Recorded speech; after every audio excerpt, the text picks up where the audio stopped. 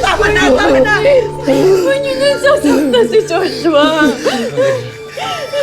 Pakiusap, hiwalay mo niyo, kapatid ko. Wala ka kinabukasan dito.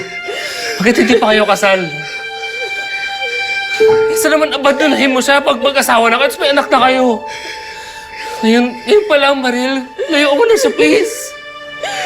Hindi, kuya. Hindi ko siya iiwan. Kahit kailan hindi ko iiwanan si Joshua. At wala makakapagpahiwalay sa amin, hindi ikaw. Hindi ibang tao. Kahit yung sakit niya, hindi niyo kami mapaghiwalay. Kuya, mahal na mahal ko si Joshua. At ako'y paglaban yung pagmamahalan namin hanggang dulo. Kahit kailan hindi ko siya susukuhan. Kaya huwag niyo na siya saktan. Kailangan niyo ng tulong. Joshua, nandito kami lahat. Walang mananakit sa'yo. Hindi. Wala.